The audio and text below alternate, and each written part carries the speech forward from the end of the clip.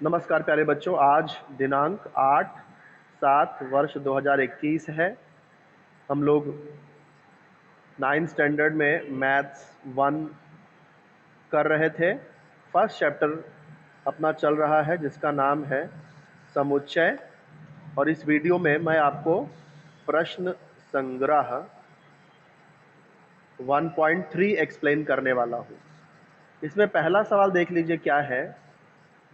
पहले सवाल में समुच्चय ए दिया हुआ है ABCDE, तो इसे मैं अपने नोटबुक में लिख ले रहा हूँ। समुच्चय ए क्या दिया है, यहाँ धनुष ब्रैकेट लगेगा, धनुष वाला ABCD और E। तो ये समुच्चय ए हो गया अपना। उसके बाद क्या है, समुच्चय बी दिया हुआ है। समुच्चय बी क्या दिया है, CDEF, C, D, E, F। फिर समुच्चय सी दिया हुआ है। समुच्चय सी क्या दिया है, B, D। उसके बाद में ये D दिया है A, E। अच्छा, इसको अगर मैं वेन आकृति से दिखाऊं, सवाल क्या पूछा है कि निम्नलिखित में से कौन से कथन सत्य हैं और कौन से असत्य हैं। अगर मैं इसका वेन आकृति बना लूं तो यह बताना बहुत आसान हो जाएगा कि कौन सा सत्य है और कौन सा असत्य है।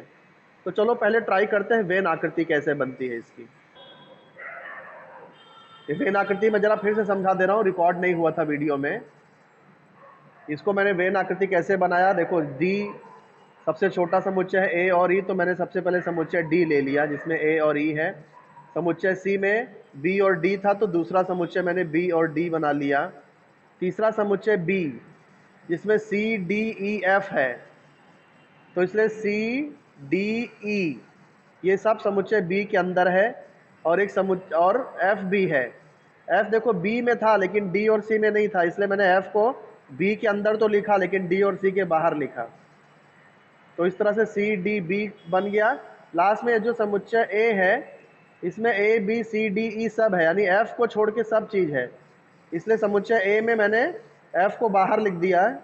ए से बाहर है, बाकी सब चीज ए के अंदर है। ये वेन आकृति की सहायता से सत्य असत्य हम आसानी से लिख सकते हैं।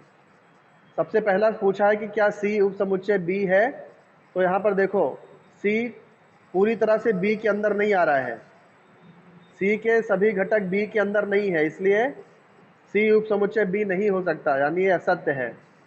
दूसरा, एक काम करता हूं मैं पहले क्वेश्चन लिख लेता हूं पूरा। दूसरा क्वेश्चन क्या है, ए उप समुच्चय डी। तीसरा क्या है, डी उप समुच्चय बी। चौथा है डी उप समुच्चय ए। पांचवा है बी उप समुच्चय ए। और छठा है सी उप समुच्चय ए।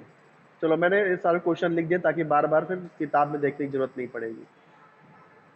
दूसरा क्वेश्चन क्या पूछा है कि क्या ए उप समुच्चय डी है।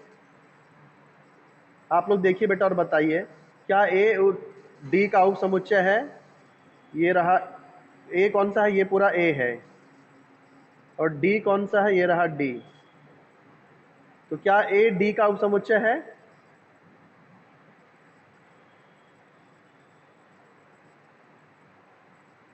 उप समुच्चय किसको बोलते हैं, जो अंदर रहता है।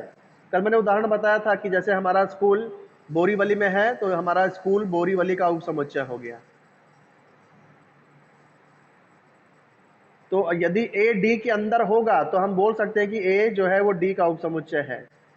तो चेक करो क्या क्या ए जो है डी के अंदर आ रहा है क्या। ये ए है और ये डी है, क्या ए डी के अंदर आ रहा है। नहीं आ रहा है, नहीं आ रहा है, उल्टा है, बल्कि डी ए के अंदर है। तो ए डी के अंदर थोड़ी है, तो बहुत बड़ा है, डी छोटा है, ए डी के अंदर नहीं है, तो ए डी का उप समुच्चय नहीं होगा, गलत दिया है, तो इसलिए ये हो गया असत्य।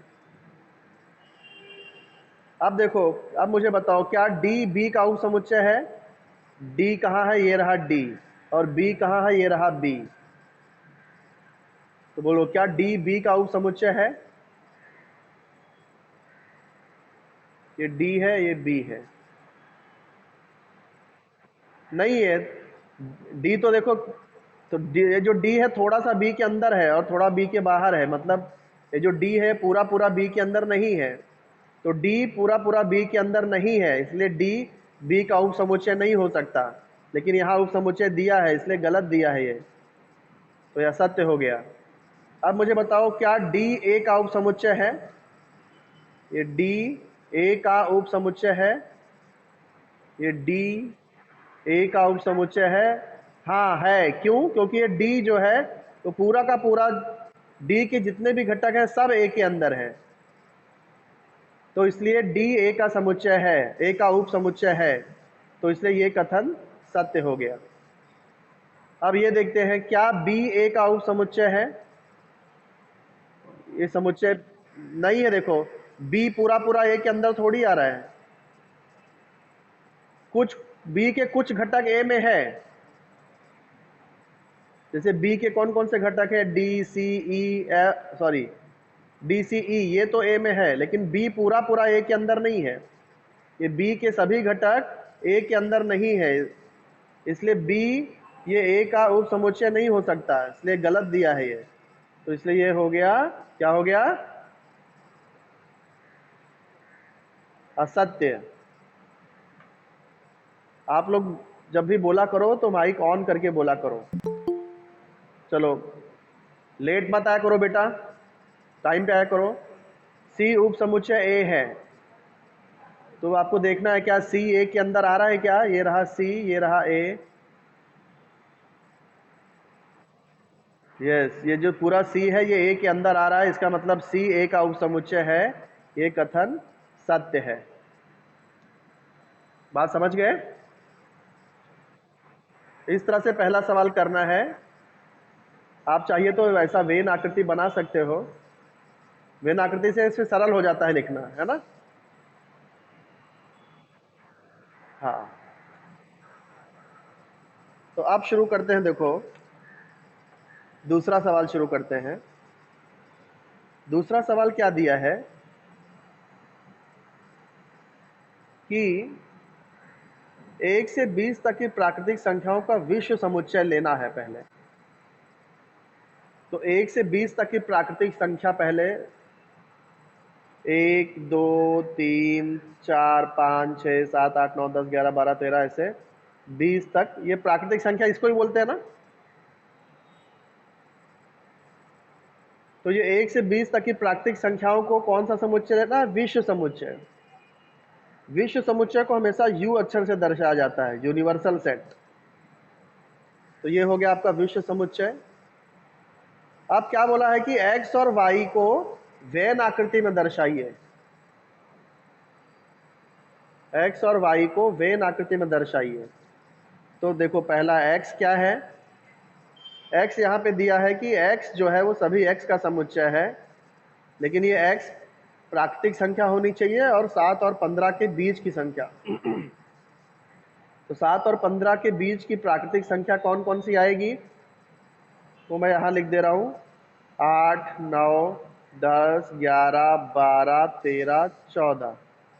7 से 15 के बीच की प्राकृतिक संख्या, 7 से 15 के बीच की प्राकृतिक संख्या। तो ये x लिख दिया सूची पद्धति में।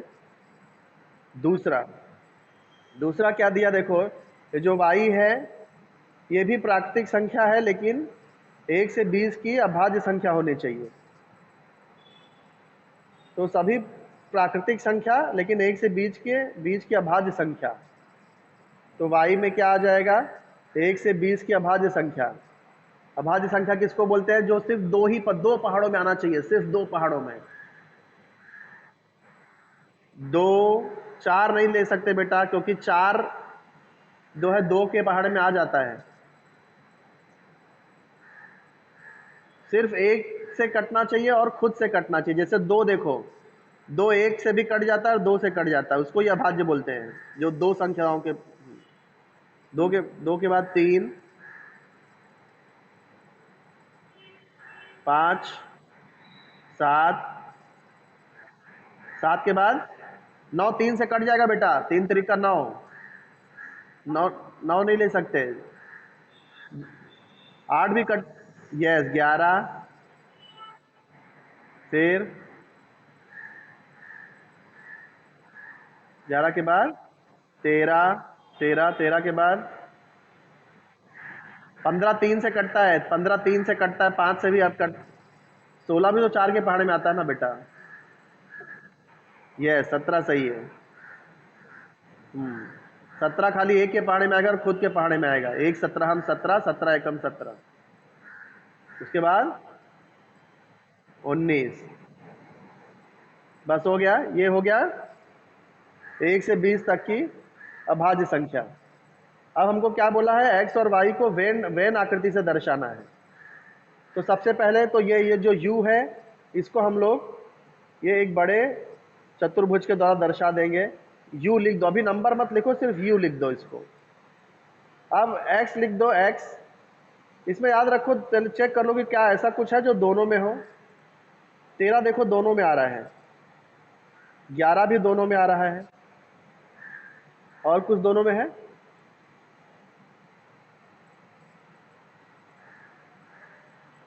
नहीं है ना, 11 और 13।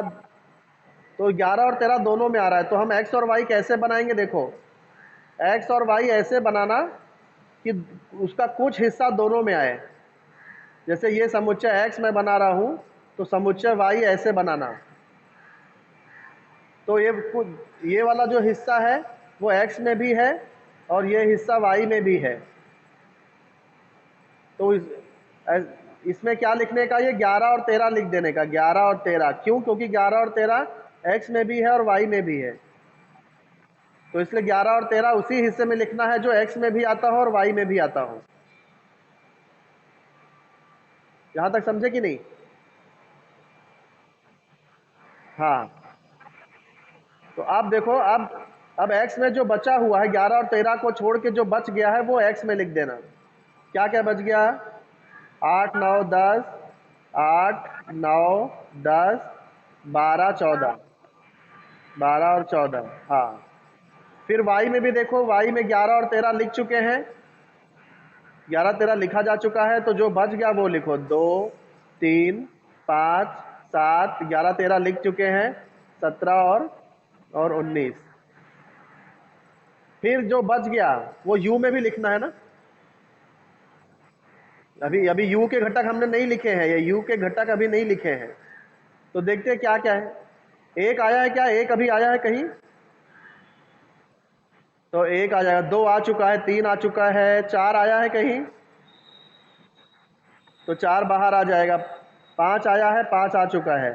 6, 6 नहीं आया है देखो, तो 6 बाहर आ जाएगा। 7 आ चुका है, 8 आ चुका है, 9 10 11 12 13 14, 15 नहीं आया है देखो, 15 नहीं है, 16, 16 भी नहीं है, 17 है, 17 है देखो, 18 नहीं है, 18 नहीं है, 19 है, 19 के बाद फिर 20 नहीं है, 20 नहीं है, तो ये सब यू में आ जाएगा। जो जो एक्स और वाई में नहीं आया वो सब यू में आ जाएगा।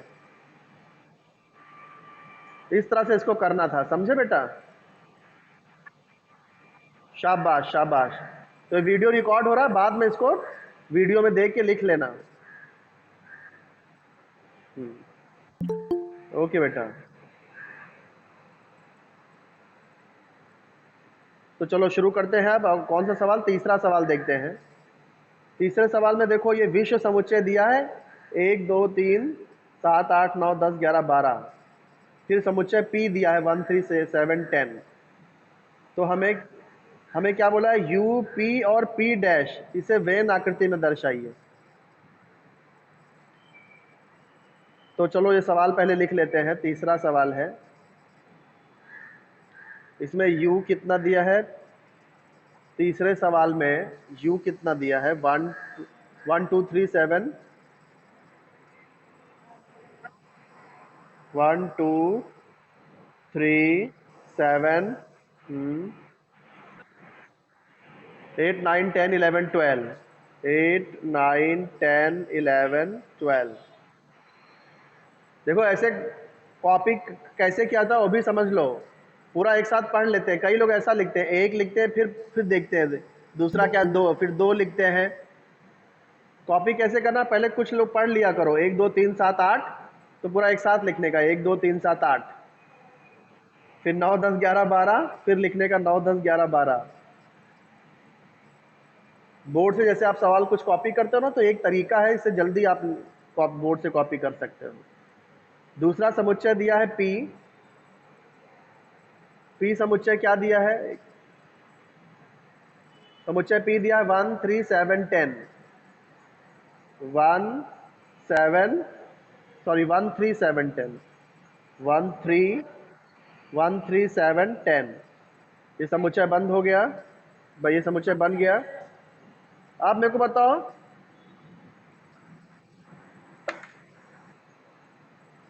यहाँ पर P डैश भी पूछ रहा है, इसलिए हम लोग P डैश भी लिख देते हैं। P डैश लिखने का एकदम आसान तरीका है, मैं आपको बता रहा हूँ। कल भी मैंने आपको बताया था, पर आप शायद भूल गए होंगे, तो इसलिए फिर से आपको याद दिला दूँ। हमारे पास U है, P है और P डैश लिखना है, तो करना क्या है, U में से P को माइनस कर दो। U में से P, तो 1 1 माइनस हो गया, ये 3 3 माइनस हो गया, 7 7 गया, 10 10 गया, है ना। तो क्या बच गया, 2 2 बच गया, 8 बच गया, 9 11 12, ये सब P डैश हो गया। मतलब P डैश में P का एक भी घटक नहीं दिखना चाहिए, 1 3 7 10 ये नहीं दिखना चाहिए P डैश में। हाँ, अब देखो इसे वैन आकृति में कैसे बनाएंगे। ये जो U होता है विश्व समुच्चय, ये हमेशा चतुर्भुज से दिखाया जाता है। तो ये मैंने बना लिया विश्व समुच्चय U। इसके घटक पहले मत लिखा करो, सबसे लास्ट में लिखने का। अब हम लोग समुच्चय P लिख देंगे, समुच्चय P। ये हो गया अपना समुच्चय P। समुच्चय P में क्या है, 1 3 7 10, तो 1 3 7 10, 1 3 7 10। अब इसके बाहर जो बच गया है वो होगा आपका P डैश। हाँ, P डैश में क्या क्या आ जाएगा, ये जो नंबर है 2 8 2 8 9 11 और 12, ये सब P डैश हो गया। तो इसे ऐसा वैन आकृति से इस तरह से बनाना है। समझ गए बात। ओके बेटा, वेरी गुड बेटा, वेरी गुड। शाबाश बेटा, शाबाश।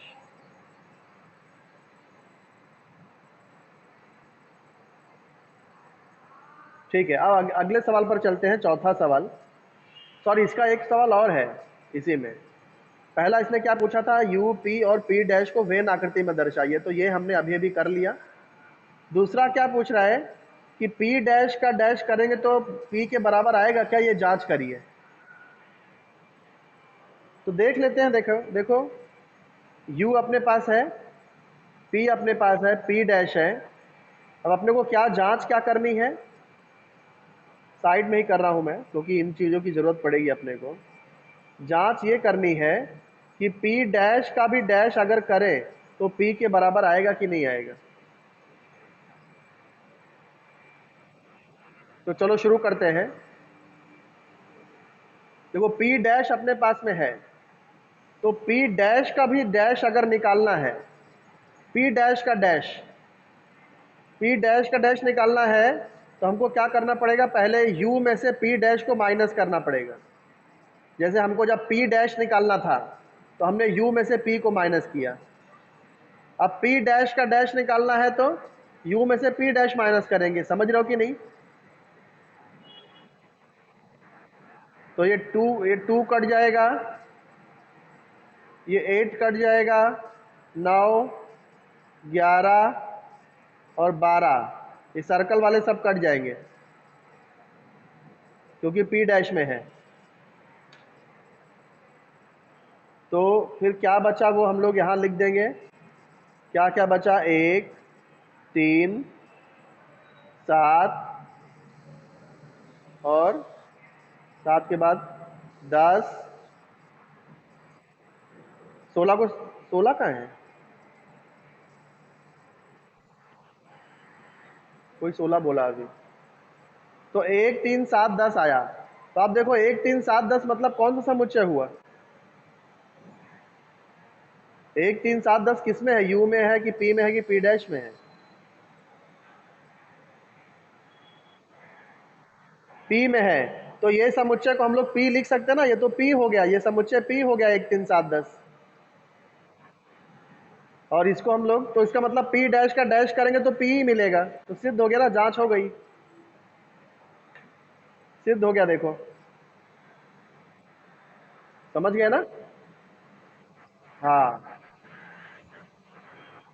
वेरी गुड बेटा, वेरी गुड। आप सब बहुत जल्दी समझ रहे हो, मुझे मजा आ रहा है आप लोगों को पढ़ाने में। वेरी गुड, ऐसे ही बच्चे चाहिए बेटा, ऐसे ही बच्चे चाहिए। चलो अगला सवाल करते हैं, चौथा सवाल। चौथा सवाल देखिए क्या है कि यहां पर क्या दिया है, समुच्चय ए दिया है 1 3 2 7,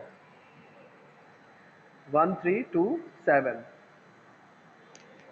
तो सब ए समुच्चय के कोई भी 3 उप समुच्चय लिखना है आराम से। हम लोग इस तरह का उदाहरण मैं बताया था कल, आपको याद है? तो देखो एक इसके अंदर जितने भी घटक है वो हम लोग लेके उप समुच्चय बना सकते हैं। चलो चौथा सवाल इसमें करता हूं मैं। चौथे सवाल में समुच्चय ए क्या दिया है? समुच्चय ए दिया है 1 3 2 7। तो 1 3 2 7 ये समुच्चय ए है। अब इसके सभी उप समुच्चय लिखने, कितने उप समुच्चय लिखने को बोला है? 3 उप समुच्चय, कोई 3। तो कोई 3 उप कोई 3 उप समुच्चय हम लोग लिखते हैं। चलो तो चलो पहला समुच्चय पी अगर मान लो, तो कोई भी घटक ले लो, आप एक भी ले सकते हो, 1 और 3 लेता हूं। चलो 2 घटक अगर मैं लूं तो 1 3 हो गया। दूसरा आप बताओ क्या ले सकता हूं? जल्दी बोलो, कोई 2 घटक लेना हो तो क्या 1 और 3 ले लिया? बताओ बेटा, आप लोग बोलो, माइक ऑन करके बोलिए। हाँ ठीक है, एक भी ले सकते हो आप, 7, क्योंकि 7 भी इसके अंदर ही है। 3 लिखना था, 2 लिख चुके हैं, एक और लिख देते हैं। ठीक है 2 चलेगा। तो 3 उप समुच्चय हो गया। ऐसे बहुत सारे लिख सकते हैं, लेकिन 3 ही पूछा है तो सिर्फ 3 ही ले रहा हूं। तो चौथा भी खत्म हो गया। पांचवा देख लेते हैं। पांचवा सवाल, निम्नलिखित समुच्चयों में से कौन सा समुच्चय दूसरे कौन से समुच्चय का उप समुच्चय है? निम्नलिखित समुच्चय में से कौन सा समुच्चय दूसरे कौन से समुच्चय का उप समुच्चय है, लिखो। तो देख लेते हैं, हमको बताना कि कौन किसका उप समुच्चय है। पी पुणे में के रहने वालों का समुच्चय है, आई इंदौर के रहने वालों का समुच्चय है, एच महाराष्ट्र, एम मध्य प्रदेश के लोगों का समुच्चय है, बी भारत के लोगों का समुच्चय है। तो इसमें पहले जरा आप समझ लो कि इसमें सबसे बड़ा कौन है? पुणे, इंदौर, मध्य प्रदेश, भारत, महाराष्ट्र, सबसे बड़ा कौन है इसमें? पहले बताओ जल्दी से बेटा। सब महाराष्ट्र भारत से भी बड़ा है?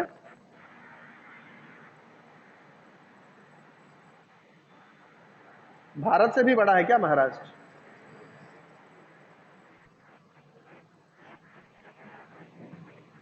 भारत भारत बड़ा है ना? तो देखो ये, अच्छा इसमें कुछ चीजें रिकॉर्ड नहीं हुई, मैं फिर से समझा देता हूं आपको जरा, ताकि रिकॉर्ड हो जाए। तो ये देखो, भारत सबसे बड़ा था तो मैंने भारत बना दिया। भारत के अंदर सबसे बड़ा देखो भारत है, भारत के अंदर महाराष्ट्र और मध्य प्रदेश है, ये 2 राज्य हैं। फिर महाराष्ट्र में एक पुणे शहर है और मध्य प्रदेश में इंदौर शहर है। तो मैंने भारत को समुच्चय बी मान लिया है, महाराष्ट्र को समुच्चय एम मान लिया है, मध्य प्रदेश को समुच्चय आई मान लिया है, पुणे को समुच्चय पी मान लिया और इंदौर को समुच्चय डी मान लिया। अब चूंकि भारत सबसे बड़ा है, इसलिए मैंने भारत यानी समुच्चय बी को चतुर्भुज से दिखा दिया। इसके अंदर 2 राज्य महाराष्ट्र और मध्य प्रदेश हैं, फिर महाराष्ट्र को समुच्चय M से दिखा दिया, मध्य प्रदेश को समुच्चय I से दिखा दिया। अब महाराष्ट्र के अंदर पुणे आता है तो महाराष्ट्र के अंदर पुणे समुच्चय P से दिखा दिया। फिर मध्य प्रदेश के अंदर इंदौर आता है, मध्य प्रदेश के अंदर इंदौर, तो मध्य प्रदेश के अंदर इंदौर को मैंने समुच्चय D से दिखा दिया। अब यहाँ सवाल पूछा गया है कि कौन सा समुच्चय का उप समुच्चय है, तो हम लोग ये वेन आकृति देख करके बता सकते हैं कि P M के अंदर है इसलिए P M का उप समुच्चय है, M B के अंदर है तो M B का उप समुच्चय है, ऐसे ही D I के अंदर है तो D I का उप समुच्चय है, ऐसे ही I ये B के अंदर है तो I B का उप समुच्चय है। तो इस तरह से कौन किसका उप समुच्चय है ये यहाँ पर ये मिल जाता है इस तरह से। अब इसी में दूसरा सवाल पूछा गया है कि उपयुक्त समुच्चय में से कौन सा समुच्चय विश्व समुच्चय कहा जाएगा। ऊपर इतने जो समुच्चय दिए हैं तो आप बताइए विश्व समुच्चय कौन सा होगा इसमें। भारत जो सबसे बड़ा होता है और बाकी सब जिसके अंदर होते हैं वही सबसे बड़ा, उसे कोई विश्व समुच्चय कहा जाता है। तो यहाँ देखो सारे के सारे समुच्चय बी के अंदर आ रहे हैं, भारत के अंदर आ रहे हैं, इसलिए यहाँ विश्व समुच्चय भारत होगा। तो दूसरा क्या है कि दूसरे का आंसर क्या लिखेंगे कि उपर्युक्त समुच्चयों में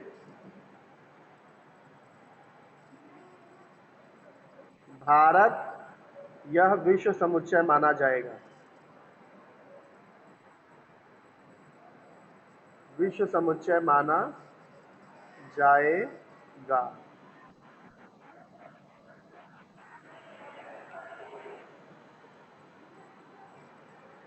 छठा सवाल शुरू करते हैं। नीचे कुछ समुच्चय दिए गए हैं, इनका अध्ययन करना है और बताना है कि कौन सा समुच्चय उप समुच्चय के लिए विश्व समुच्चय लिया जा सकता है। हमको क्या बताना है कि कौन सा समुच्चय उस समुच्चय के लिए विश्व समुच्चय लिया जा सकता है, यानी हमको विश्व समुच्चय बताना है। तो पहला क्या है, ए 5 की गुणज संख्याओं का समुच्चय। छठवें का पहला क्या है, 5 की गुणज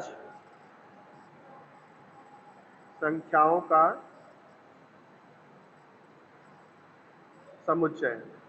तो इस समुच्चय को अगर मैं ए मान लूं तो 5 की गुणज यानी 5 का पहाड़ा, 5 के 5, 5 दूनी 10, 5 तेई 15, ऐसे 5 5 जोड़ते जाइए, 5 का पहाड़ा मिलता जाएगा, 5 का गुणज मिलता जाएगा, 20, 25, इस तरह से कभी खत्म नहीं होगा, अनंत होगा, ये बढ़ता चला जाएगा। ये हो गया 5 की गुणज संख्या। फिर क्या बोला है, B 7 के पहाड़े की संख्याओं का समुच्चय है। तो B 7 के पहाड़े के, तो 7 7 जोड़ते जाइए, 7 का पहाड़ा मिलता जाएगा, 7 में 7 जोड़े 14 आया, 14 में 7 जोड़ा 21 आया, 21 में 7 जोड़ेंगे 28 आएगा, फिर 35 आएगा, ऐसे बढ़ता चला जाएगा, कभी खत्म नहीं होगा। 7 दाम में 70 के बाद वापस 7 जोड़ दो, फिर 77 आ जाएगा, फिर 84 आ जाएगा, कभी खत्म नहीं होगा ये। तो B 7 के पहाड़े का हो गया। C क्या है, 12 की गुणज। C आपका 12 की गुणज है। तो 12 की गुणज यानी 12 का पहाड़ा, 12 का 12, 12 दूनी 24, 12 3 36, ऐसे 12 12 जोड़ते चले जाएंगे तो 12 का गुणज भी मिल जाएगा। तो ये पहले का मैंने A B C तीनों को सूची पद्धति में लिख दिया है। अब सवाल ये है कि हमको बताना है कि इसका विश्व समुच्चय कौन सा होगा, यानी ये सब किसके किसके अंदर आएंगे। तो देखो ये सब के सब प्राकृतिक संख्या है कि नहीं,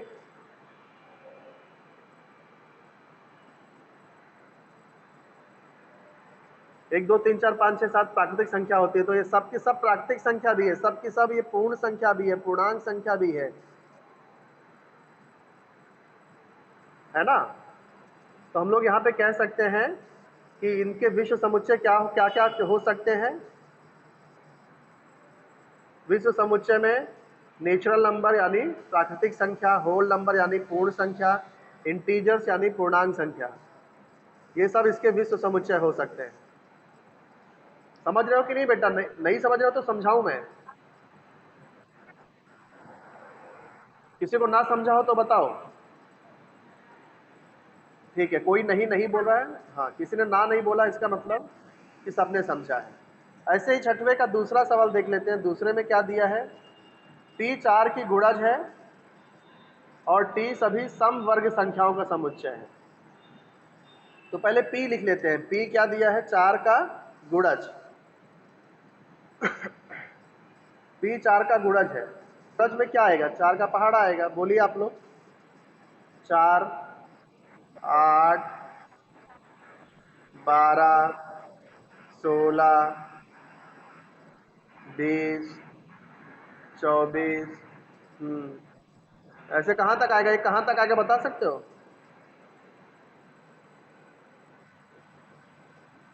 40 तक ही आएगा? नहीं, ये कभी खत्म नहीं होगा बेटा। चार चार चार जोड़ते चले जाओ, 4 का गुणज मिलता चला जाएगा। 4 का गुणज हो गया।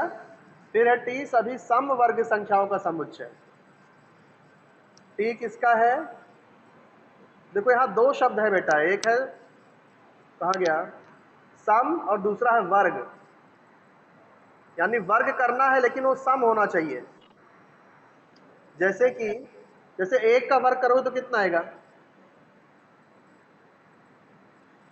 1 स्क्वायर। एक एक कम,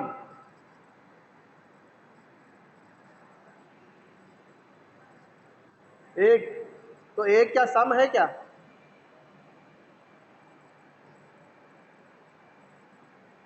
एक विषम है, लेकिन हमको यहाँ पे सम लिखना है, सम। तो इसलिए एक को नहीं ले सकते। 2 का वर्ग क्या होगा, 2 का वर्ग 4, और 4 सम भी है, तो 4 जो है सम वर्ग हो गया। 3 का वर्ग नहीं बेटा, 3 का वर्ग 9 होता है, 3 त्रिका 9।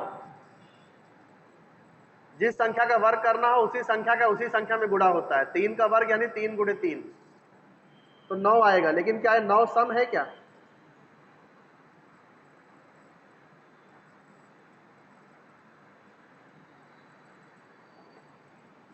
सम किसको बोलते हैं, जो 2 के पहाड़े में आता है? 0, 2, 4, 6, 8, जिसमें भी ये इकाई अंक होगा वही सम होता है। तो 9 2 का विषम है, 9 2 के पहाड़े में नहीं आता है, तो ये नहीं लिख सकते क्योंकि यहाँ सम वर्ग ही लिखना है बेटा। वर्ग नहीं होना चाहिए, वो सम वर्ग। 6 किसी का वर्ग नहीं है। लाइन से जाओ, लाइन से बेटा। 1 का वर्ग 1 था, 2 का वर्ग 4।